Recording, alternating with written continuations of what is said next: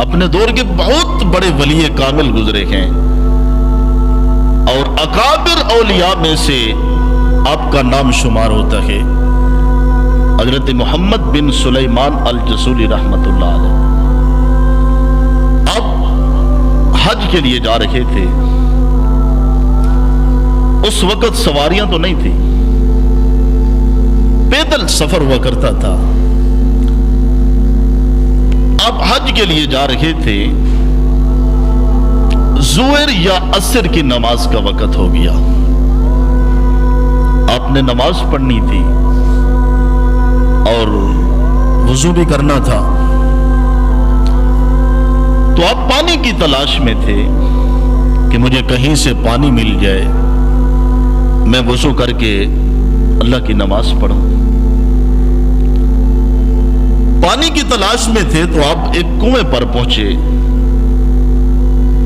دیکھا کہ کنویں میں ڈول بھی نہیں ہے، رسی بھی نہیں ہے، کنویں میں ڈول بھی نہیں ہے، رسی بھی نہیں ہے، کہ پانی کیسے نکالوں، نماز کا وقت جا رہا ہے۔ پریشان تھے، ادھر نماز کا وقت جا رہا ہے، ادھر وضو کرنا ہے، کنویں میں ڈول بھی نہیں ہے، رسی بھی نہیں ہے، اسی پریشانی کے عالم میں کھڑے تھے۔ کنویں کے ساتھ ہی ایک غریب کا کچا مکان تھا، اس مکان کی چھت پر ایک 8-9 سال کی بچی کھیل رہی تھی۔ اس بچی نے جس وقت اس بزرگ کی طرف توجہ کی، دیکھا کہ یہ بزرگ پریشان کھڑے ہیں، تو اس بچی نے اپنی زبان میں پوچھا کہ من انتا، آپ کون ہیں؟ تو حضرت محمد بن سلیمان الجزولی رحمت اللہ علیہ نے تو پھر اپنی زبان میں جواب دیا کہ انا محمد بن سلیمان الجزولی، میں محمد بن سلیمان الجزولی ہوں۔ اس بچی نے کہا چچا لگتا ہے کہ آپ پریشان کھڑے ہیں۔ آپ نے فرمایا بیٹا ظاہری بات ہے کہ نماز پڑھنی ہے، کنویں میں ڈول بھی نہیں ہے، رسی بھی نہیں ہے، وضو کرنا ہے۔ آپ نے جس وقت اتنی بات کہی نا کہ کنویں میں ڈول بھی نہیں ہے، رسی بھی نہیں ہے، کہ پانی کیسے نکالوں، وضو کرنا ہے، وہ 8-9 سال کی بچی ہنس پڑی۔ آپ کی بات سن کر بچی ہنس پڑی۔ آپ نے فرمایا بیٹا یہ بات ہنسنے والی تو نہیں ہے، تو ہنس رہی ہے۔ اس بچی نے کہا چچا میں تیرے اوپر ہنس رہی ہوں، مجھے ہنسی تیرے اوپر آ رہی ہے کہ تیرے نام کے ڈنکے بستیوں میں بجتے ہیں پر کنویں سے پانی نہیں نکلتا، تیرے نام کے ڈنکے بستیوں میں بجتے ہیں، کنویں سے پانی نہیں نکلتا۔ محمد بن سلیمان الجزولی رحمت اللہ علیہ اب فرماتے ہیں بیٹی تو میری بات نہیں سمجھی، کنویں میں ڈول بھی نہیں ہے، رسی بھی نہیں ہے، پانی کیسے نکالوں؟ تو وہ بچی کہتی ہے چچا میں آپ کو بتاتی ہوں کنویں سے پانی کیسے نکالنا ہے۔ میں نے کہا بیٹا بتاؤ۔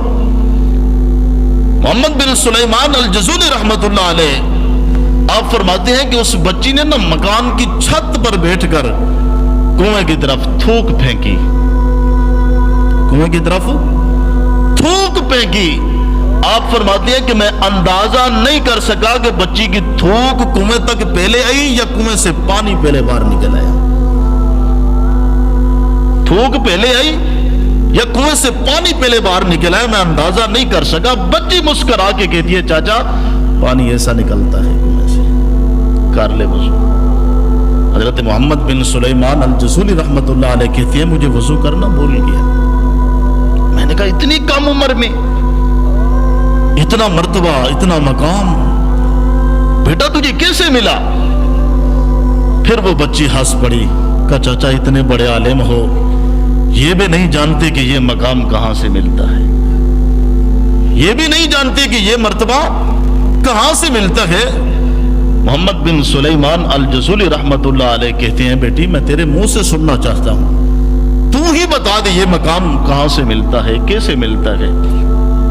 اس بچی نے کہا کہ اذا کثرت الصلاۃ علی النبی صلی اللہ علیہ وسلم، میں ہر گھڑی، ہر وقت، ہر لمحہ اپنے نبی پر درود پڑھتی رہتی ہوں، اور جو زبانیں حضور پر درود پڑھیں پھر ان میں یہ تصویریں آئی جاتی ہیں،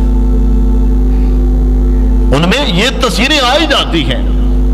اس بچی نے کہا چاچا رات کو میری ماں اس وقت تک مجھے سونے نہیں دیتی جب تک 1000 مرتبہ میں اپنے نبی پر درود نہ پڑھ لوں، اس وقت تک میری ماں مجھے سونے نہیں دیتی جب تک 1000 مرتبہ میں اپنے نبی پر درود نہ پڑھ لوں۔